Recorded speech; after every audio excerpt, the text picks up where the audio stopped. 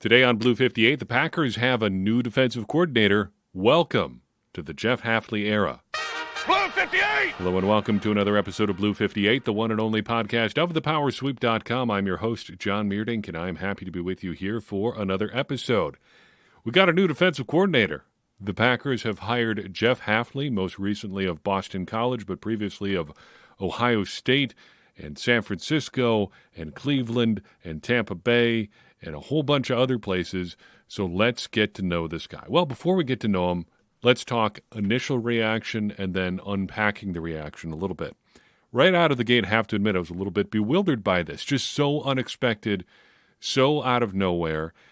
I had to sit down and force myself to not do a reaction podcast because I wanted to avoid being kind of the prisoner of the moment, and there was some of that going around in our Discord server, to be sure.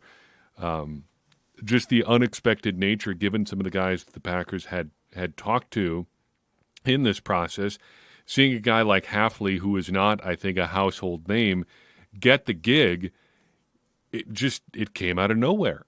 And there was just so little movement. There's no dribs and drabs of information coming out. And then suddenly we've got a hire, and it's Hafley, and he wasn't even among the candidates interviewed. Candidate list also apparently included Wink Martindale, according to Tom Silverstein of the Milwaukee Journal-Sentinel, which he reported after the fact. Honestly, not a terrific week for the Packers beat. All of the relevant information really came from the national beat one way or another, and even including the actual hire of the guy that the Packers ended up getting. So, initially, feels like a little bit of a surprise and not necessarily a good one, considering, I think, how good some of the candidates the Packers had interviewed were. I think Denard Wilson remains a very good candidate. He's probably going to be a good defensive coordinator someday, but Hafley fits a lot of the things that we were looking for. Nominally, and boiling it down to just one thing, I think he is a pretty big swing here. If we wanted a big swing, this is one. No NFL defensive coordinator experience. And in fact, he's never actually had full control of a defense. Sure, you can count being a head coach, but he was the co-defensive coordinator at Ohio State. And a good but not great head coach based on the results. In fact, may have been in a little bit of a hot water situation heading into this fall. Some reports, depending on who you ask, had him maybe not even lasting the season, depending how things started at Boston College there.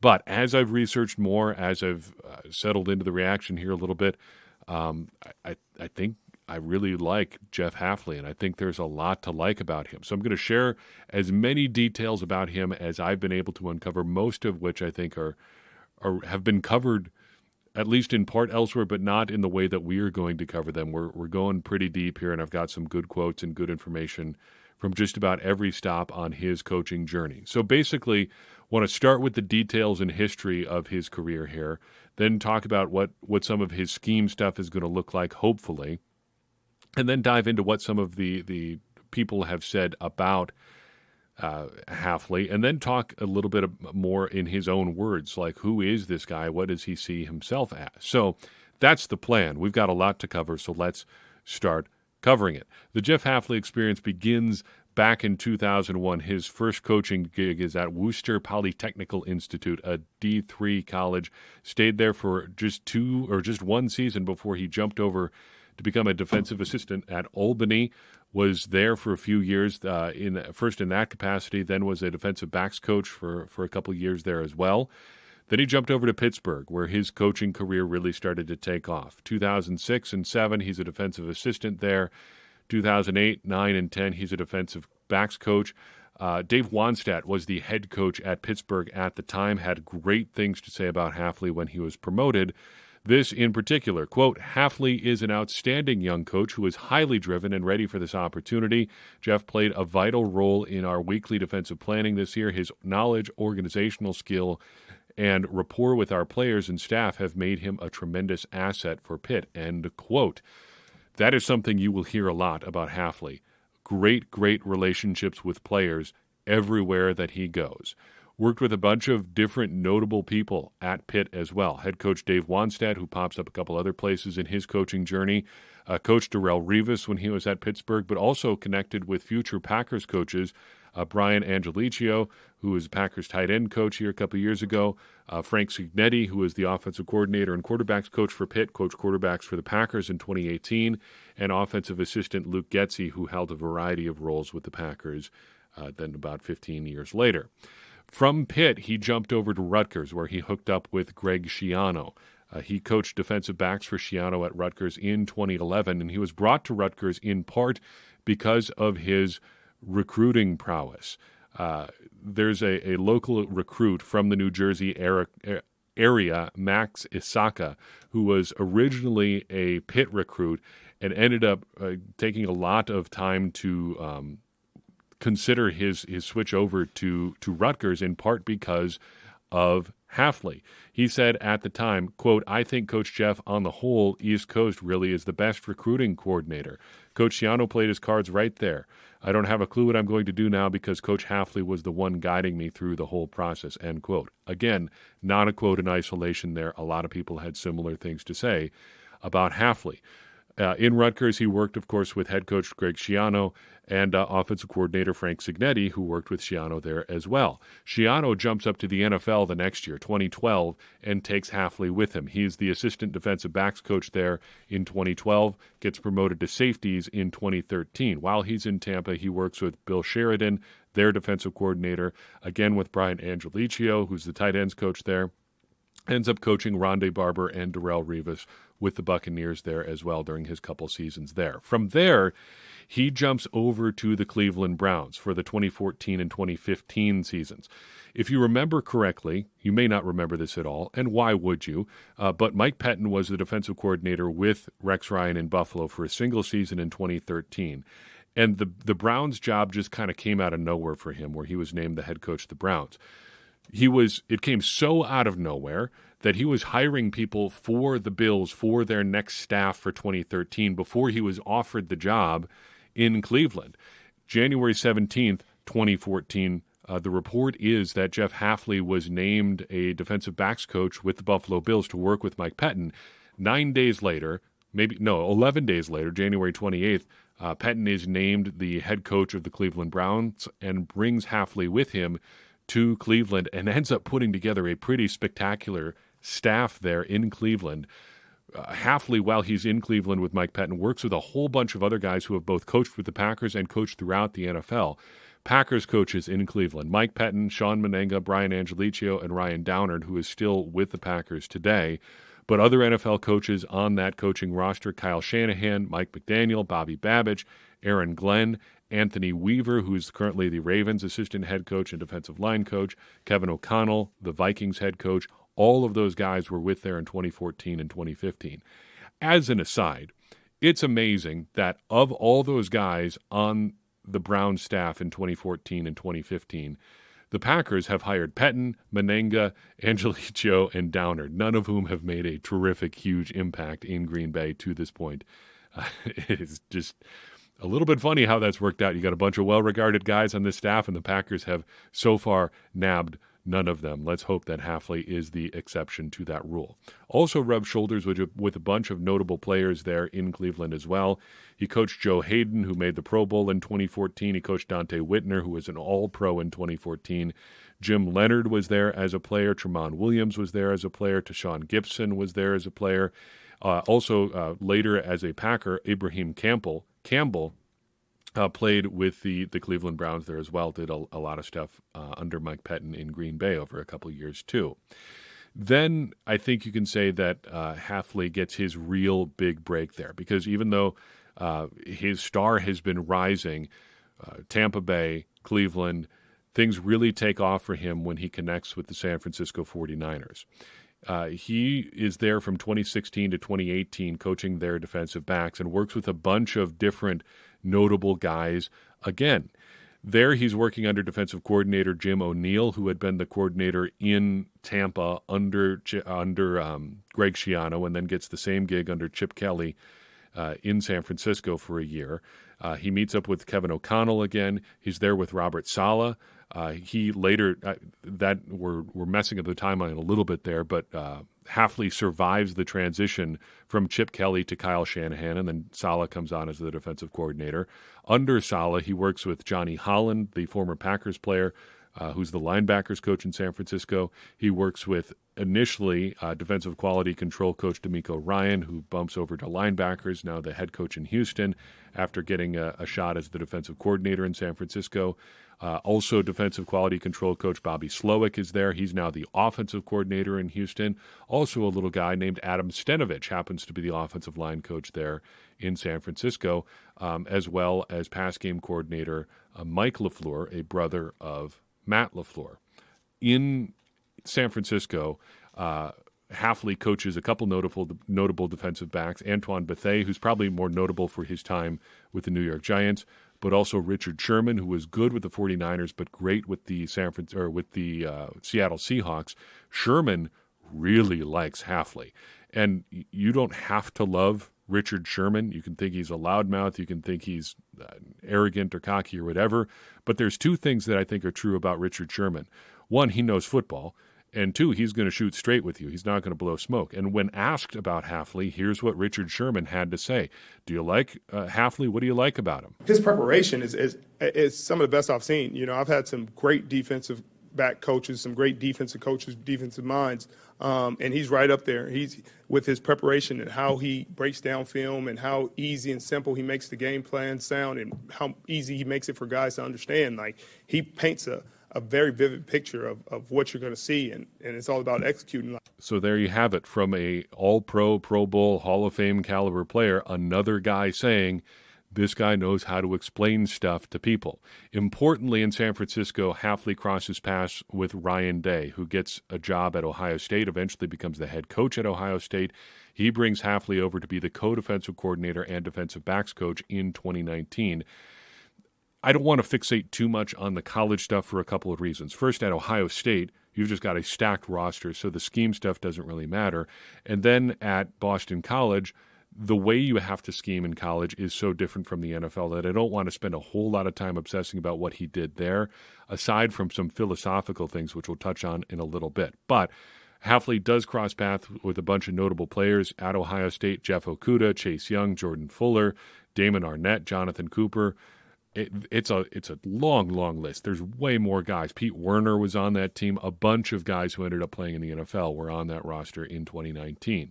Then he gets the job at Boston College as their head coach. From 2020 to 2023, he ends up as the head coach at Boston College. And what a time to become an NFL head coach. You've been working, or a college head coach. You've been working your whole life, climbing the ranks. You're in college. You go up to the NFL. You make all these connections. Finally, you become a defensive coordinator. You have a lot of success at Ohio State, and then things really open up for you. It's time for you to be a head coach. You take over in January 2020, and then 2.5 months later, everything just kind of falls apart. And then not only that, but the entire landscape of college football changes after that with the NIL stuff. It's a different gig in 2022 than it is in 2020, and then by 2023, things are starting to wind down apparently a little bit for him at Boston College. There are a couple notable connections from his time at Boston College, though. He connects with Frank Cignetti again. He's the offensive coordinator for Hafley. And then Tem Lukabu is his defensive coordinator. He had been with Hafley at Rutgers, Tampa Bay, and San Francisco. He's currently the outside linebackers coach with the Panthers. He was just hired there last year. If you're looking for a name of somebody the Packers might be interested in bringing on, if Hafley gets to bring in some of his own guys, Lukabu would probably be one of them. He seems like a very upwardly mobile coach, well thought of at Boston College, and was well thought of enough that he was plucked from Boston College to be an NFL coach. I think he's got a future in the NFL. In fact, got an interview for the Patriots defensive coordinator job this offseason. Hafley also coached Isaiah McDuffie at Boston College, was one of his better players during his time there, and now, of course, he is with the Green Bay Packers. So that's the history on Hafley. Now he's the defensive coordinator of the Green Bay Packers. Let's talk scheme. So Hafley has crossed paths with a bunch of different guys, and he's actually talked about how that's kind of a challenging thing in your career to deal with all of those things. Back in 2018, he sat down with Mark Mayoko of the 49ers Talk podcast and basically addressed that whole issue. What's it like to have to learn all of these different things? When you first start, it's hard because it's staying up late at night studying, so I can learn it well enough to teach it. But from Coach Shiano in Tampa to Mike Pettin to that whole Rex Ryan system, very different. And then back with Jim O'Neill my first year in San Francisco, it was easy because it's what we ran in Cleveland. Mm-hmm. And then now with Coach Saleh, it's very different because now we're playing 3 deep. So I've been in different systems all along the way, which, at times it's like, man, I wish I had 3 years in the same system, but now I've kind of formulated my own thoughts and my own ideas, and I think down the road it's really going to help me because I have been around some really good football coaches. Greg Schiano is one of the best defensive coaches I've been around. And then the combination of Mike Pettin and Jim O'Neill, that whole system is very complex, and there's a lot of good things you can take from it. And I mean that. There's a lot of good things. And now to learn this system that Robert had been with in Seattle and Jacksonville, it's really sound and it's really solid, and it's hard to go against for an offense. So now that I've kind of learned them and got to coach them, it's exciting because I've been exposed to a lot. That Saleh scheme is important because I think that's going to be his biggest influence here in what he eventually became as a head coach. And now just a quick aside on what the Saleh scheme is. The best and most concise summary I've heard or read of what that scheme is actually comes from Kyle Shanahan. He spoke with the Sacramento Bee back in 2018 describing the scheme. Actually, he said this on his radio show, but the article about the defense described basically the approach to what this defense is. What is the base of the Robert Saleh style defense? Here's the piece, quoting from the Sacramento Bee. Quote, Kyle Shanahan confirmed Friday that new 49ers defensive coordinator Robert Saleh will run the defense that has propelled the arch-rival Seattle Seahawks to the top of the NFC West in recent seasons. Seahawks head coach Pete Carroll has described it as a 4-3 defense that uses 3-4 personnel. The 49ers have used a true 3-4 in which there are 3 down linemen plus 2 outside linebackers towing the line of scrimmage as their base personnel for the past decade or so, and have chosen 2 prototypical 3-4 defensive linemen, Eric Armstead and DeForest Buckner, in the first round of the last 2 drafts. Now Shanahan weighs in. I think all that is semantics, to tell the truth. Seattle has a linebacker on the ball every single play, so does Atlanta, and that's 5 guys on the line of scrimmage. So whether you call it a 4-3 or a 3-4, for the most part, we call it a 4-3, end quote. So technically, you could say this represents a change probably for the Packers to a 4-3 defense. We'll dive into that more a little bit down the road here, but I think that distinction is essentially meaningless. It doesn't matter that much in the NFL anymore. It was funny to me to read back some of these older reports about what this defense is, and people have really gotten hung up on the 4-3 or 3-4 distinction on the Saleh defense, which is funny because coming from Seattle, working under Gus Bradley, and then doing the same thing under Gus Bradley in Jacksonville, I've always heard it described as cover 3, cover 3, cover 3. And why wouldn't you run a cover 3 scheme when you've got Earl Thomas, who can go sideline to sideline, Richard Sherman, who's going to lock down half a field by himself as a cornerback, and then you just drop in another guy on the other side and figure out how to make it work. And the Seahawks were able to do that again and again and again. Boy, that seems like a pretty good approach to me. So the 3-4-4-3 stuff is almost meaningless. It's more about what you're doing on the back end. So what is Hafley doing on the back end? This is one quote that you may have seen already, but Adam Brenneman talked with Hafley just last week, January 25th. He recorded this podcast. It drops January 30th. Hafley leaves January 31st, and now we're all talking about how he's going to implement this with the Green Bay Packers. But Brenneman asked him, what is the Jeff Hafley scheme? What is it that you're trying to do on the field? We've been more middle-closed defense with a safety in the middle of the field than probably most people in college football. Yeah. Most people are some type of too high quarter space, and I get it for the quarterback run game. So we've had to kind of trend in that direction as well. But I've done a lot.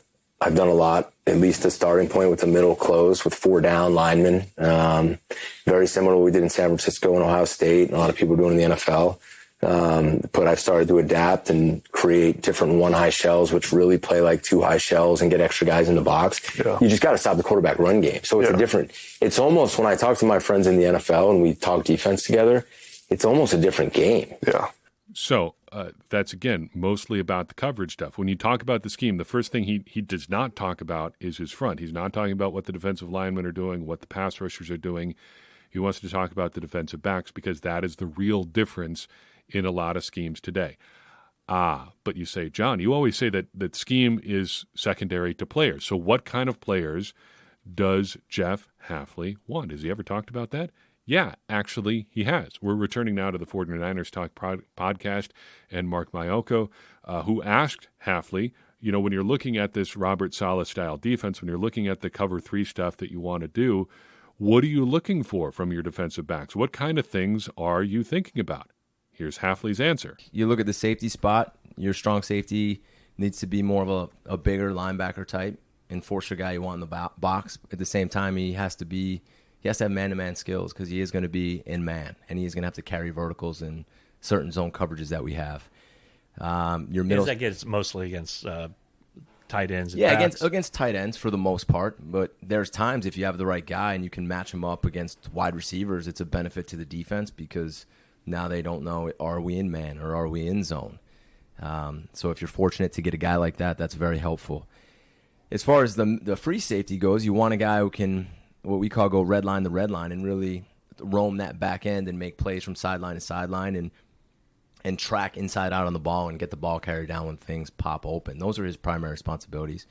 And then for your corners, there's always everyone in this system kind of says, you're a 3-deep corner, but you're in a lot of man too. So you got to have man skills and you have to be able to play 3-deep in zone. But again, I'm not one to say there's a specific prototype player. Yeah, I mean, you'd love to have a big guy with length who can run, and that's the perfect corner for any system. If the guy can play man too, you need players who are smart, have ball skills, have speed, and can mix up play man and play zone. He also wants his defensive backs to support hard against the run. Found this quote from his time with the Cleveland Browns. The Browns were not short of talent in the secondary, but it didn't always show up. The defense didn't always play well against the run as they did against the pass. And somebody asked Hafley about that. He said this prior to the 2015 season, quote, "We've got a lot to prove this year. To be the best secondary in the NFL, we need to also take run defense to the next level. We were good against the pass last year, but we also need to have more of a force in the run game.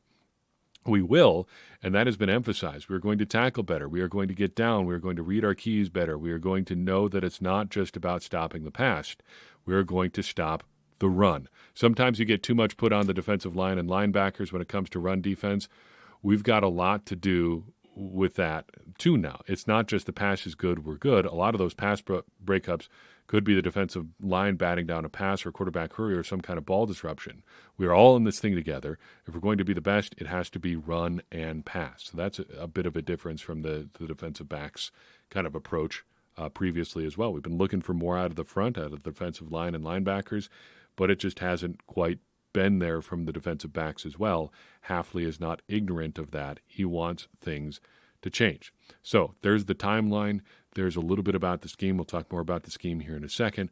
What have other people said about him?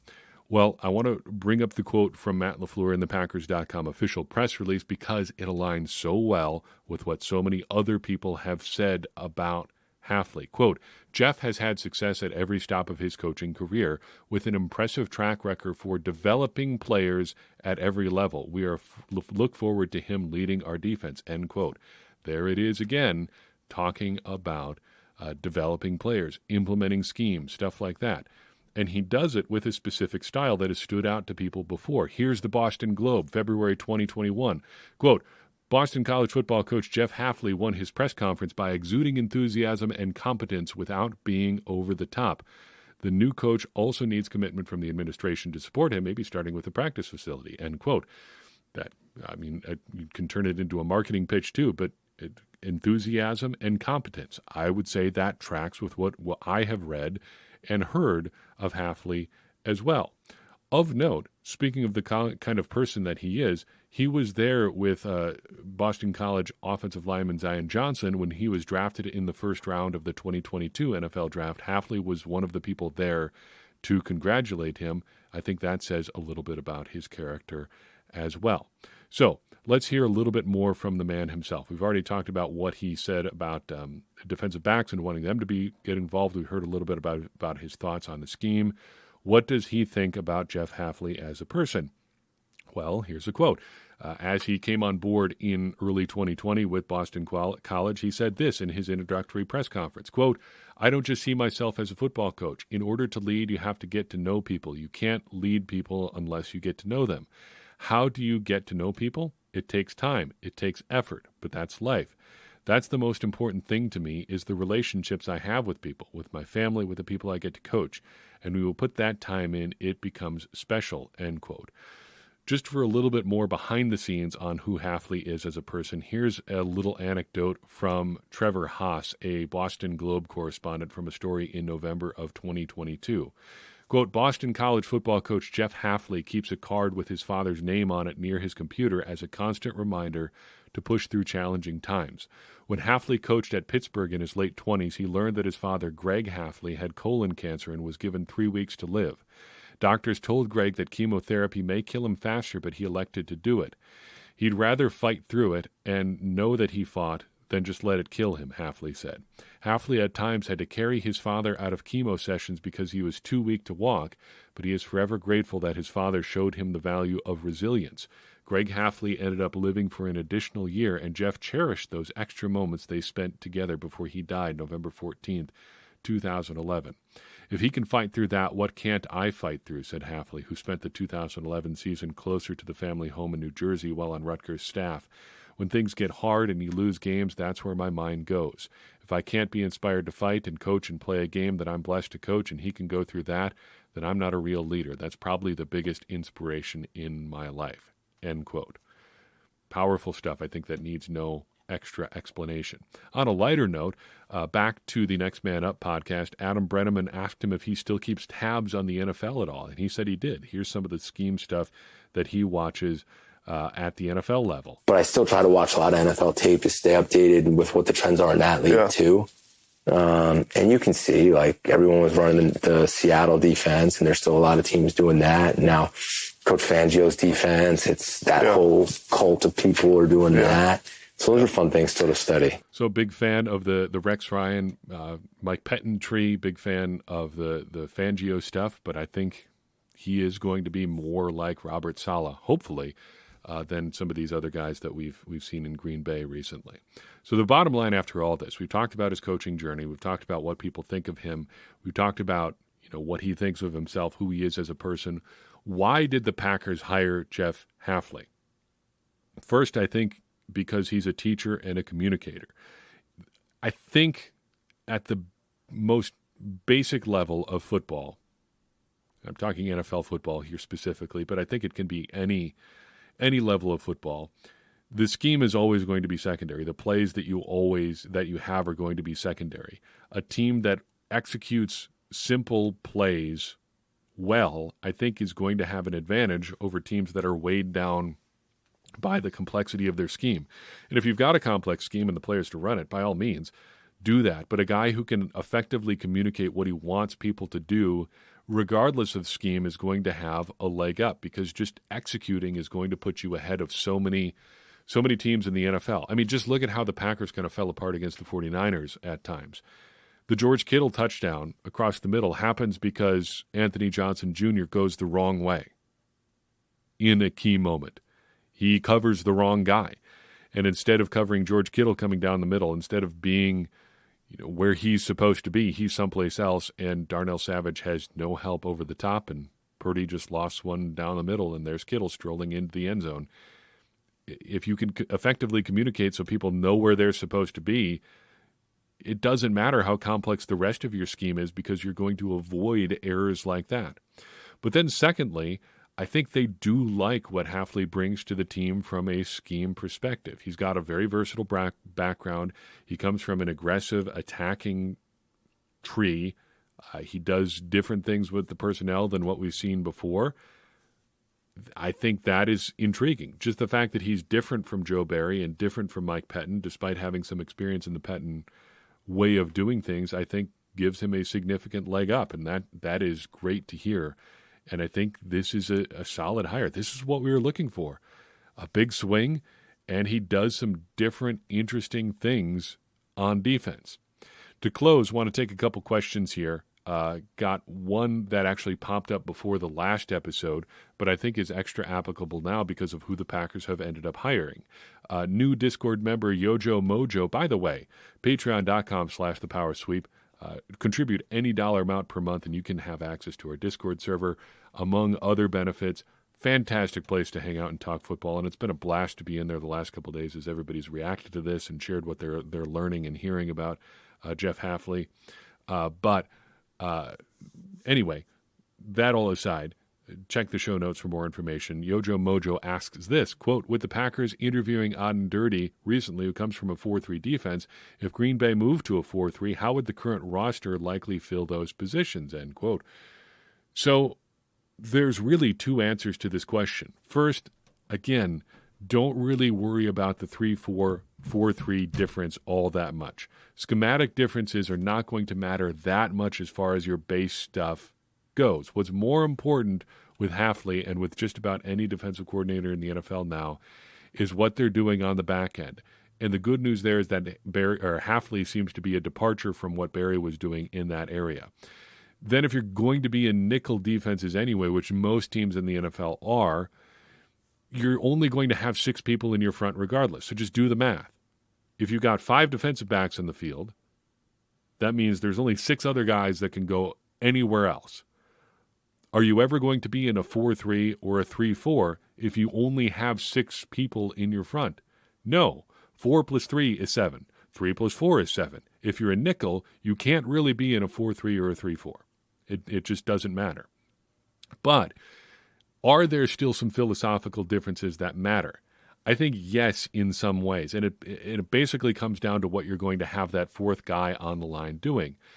In a 3-4 or a 4-3, you're probably going to have at least 4 guys on the line of scrimmage regardless. And I mean on the line of scrimmage at the snap of the ball. A 3-4 is predicated in large part, if you go back to the roots, some of the most, I think, important roots, Dick LeBeau, Dom Capers, even a guy like Vic Fangio, who learned a lot of stuff from Capers. If you look at what those guys did, they want to confuse the opposing offense by having 5 guys across in the front, 3 down linemen and 2 linebackers, and dropping one of those 2 linebackers or even a defensive lineman sometimes, and get in passing lanes. Fire zone techniques and stuff like that all came around in the 90s because of guys like LeBeau and Capers and stuff like that. You still have some of that in a 3-4 or 4-3 defense, especially in a 3-4 defense, but you're going to end up with 4 guys at least rushing the passer from being on the line. So what are those guys going to do? In a 4-3, you're going to have 4 down linemen, obviously. If you're in the base, you're going to have a defensive tackle, a true like almost quasi-nose guy, or maybe lining up between the center and guard. You're going to have your 3 technique defensive tackle. Think Warren Sapp, kind of the archetypal example there. Lining up on the outside shoulder of a guard, 2 defensive ends with their hands on the ground at or near the tackles. In a 3-4, you've got your nose tackle right over the center, ends head up on the tackle, 1 outside linebacker rushing, 1 dropping, and there's your 4. You got the 3, you got the 4, away you go. But if you're a nickel, chances are your personnel is going to look like this regardless. You're going to have 2 defensive linemen, 2 edge rushers who could be outside linebackers or defensive ends, and then 2 off-ball linebackers and 5 defensive backs. And then you start swapping in another defensive back for a linebacker or another defensive back for one of your outside linebackers, stuff like that. The differences start to break down really quickly. So what do those 3rd or 4th or maybe 4th and 5th guys on the line do that differentiates the 4-3 and 3-4? Well, if you're in a 3-4, your 2 outside linebackers, your 2 edge rushers are usually going to be standing up, but not always. If you're in a 4-3, those 2 outside linebackers will be defensive ends, and they'll be rushing from a 3-point stance, but not always. As far as the Packers are concerned, this gets relevant for them as we paint a picture of what they could look like in nickel. So if you've got your 2 defensive linemen, you're going to have Kenny Clark and either TJ Slayton or Devontae Wyatt or Carl Brooks, something like that. Your outside linebackers are going to be Rashawn Gary or Preston Smith or Lucas Van Ness. And then your off-ball linebackers are probably at this point going to be Quay Walker and Isaiah McDuffie. I'm kind of ruling Devondre Campbell out at this point. That seems like a foregone conclusion, but you never know. And then you're going to have your 5 defensive backs. The question here, this is what the 4-3 to 3-4 difference boils down to with the Packers, is basically what they have Preston Smith and Lucas Van Ness doing. Are they dropping into coverage, or are they rushing the passer, or are they standing up or putting their hand down? Now, Lucas Van Ness really took off down the stretch, rushing with his hand down. Maybe that's all the difference is for the Packers here. They have Lucas Van Ness rush with his hand down. And to that point, Rashawn Gary did that almost exclusively in college. That was a big part of his transition to the NFL, was going from being a hand-down defensive end to a stand-up outside linebacker. But all those little things aside, you're probably not going to see huge changes to the front. You may see Rashawn Gary rushing with his hand down. I'd expect to see Lucas Van Ness continue to do it, but I don't expect wholesale changes up front. Brian Gutekunst also doesn't anticipate very big changes up front. He talked to the media today. Normally that would have been the focus of our podcast, but there was some other news going on, so we decided to talk about that instead. But Gutekunst doesn't seem to think you're going to see a big personnel change for the Packers just because Hafley has taken over. Not a ton. I think, this league's a 4-2-5 nickel league, and I think I'm certainly, as Jeff comes in, we're very excited about that, the conversations about kind of how, we're going to want to play, and we obviously through the interview process we had some of those. So, and that'll be a work in progress. But, as far as how we go about our process and scouting and what we're looking for, probably won't change a ton. But those conversations will be had over the next few weeks. The approach may not change, but where they're going to have to spend some resources is going to be a focus here, because if you're doing more interesting stuff in the secondary, you have to be more aggressive in the secondary. The Packers are going to need some help in the secondary, because right now, as I look at it, they've got serious question marks at safety and serious question marks at every corner spot other than wherever Jair Alexander is playing. So big questions there for the Packers. That leads us to our second question, a pair of questions from Janelle in our Discord server. What is a single high defense, and what does a single high deep safety look like? So we've talked a little bit on this podcast, and you'll see it throughout the discourse surrounding Hafley, about things like single high coverage or middle of the field open or middle of the field closed coverages. This is a bit of a pet peeve of mine in football coverage, because, well, it kind of comes downstream from football coaches themselves. So football is a very jargon-heavy sport. You need to have specific descriptions for specific things you want people to do, and that all is fine in the self-contained world of football. But then you've got people who cover football who, instead of explaining what's going on, want to sound like football people themselves, or maybe former football people now that work in the media. So they either want to use the jargon so they sound like football people, or they're just football people and they don't know any different. They just start using things like cover 1, cover 2, cover 3, blah, blah, blah, and they don't bother explaining it to people. So real quickly, coverages. Single high coverage is just one safety deep. And the easiest way to learn this stuff is to just play Madden. Look through a Madden playbook. It's really simple. Or, failing that, just Google cover 1 Madden, and you will see plague diagrams for where a single high safety is going to stand. Single high, just one safety deep, usually man coverage underneath. Not always. Sometimes you can play this with 2 safeties and have the other safety dropping down into the box for run support to do something that they call a robber, depending on the scheme. But it's just another way to trick defenses or offenses, but single high is just one safety deep. 2 high is usually cover 2. That means if one safety is cover 1 or single high, cover 2, 2 high is 2 safeties deep. This is the stereotypical coverage of the Tampa 2. That is the 2 in the Tampa 2. You have 2 deep safeties. That is cover 2. Cover 3 is, again, just usually a single safety look, but you're often having your cornerbacks drop deep as well, playing with thirds coverage. Everybody's taking a third of the field, cover 3. You have 3 guys going deep. And then you figure out how that goes from there with cover 4. We're back to a split safety look. So this is a middle-of-the-field open look. 2 safeties are deep, and then you've got your corners on the outsides dropping deep as well. That's cover 1, 2, 3, and 4. Of those 4, 1 and 3 are generally considered middle-of-the-field closed coverages because your safety, your single deep safety, is ending up in the middle of the field. Your safety is in the middle. The middle of the field is now closed. Your split safety looks, cover 2 and cover 4, have 2 safeties deep. They're deep and taking middle portions of the field, but not the exact middle of the field, so the middle of the field is open. You may see these abbreviated as MOFO or MOFO. That's something else entirely, but it is the abbreviation in football, or MOFC, middle of the field closed, middle of the field open. And then if you want to get really crazy, you see this a lot with Fangio tree stuff, but other coverages as well. You get cover 6, which totally blows all of this out of the water, where you have 2 guys going deep playing quarters, and then another guy playing a stereotypical almost cover 2 look, taking half of the field. That's cover 6, sometimes referred to as quarters, half, or half quarters, depending on where the guys are lining up. So that is what a single high coverage is. A single high deep safety, if you want to boil it down to one guy, look at what Earl Thomas did for the Seattle Seahawks. He is the perfect example of what a cover, not a cover 1, but like a single high safety is.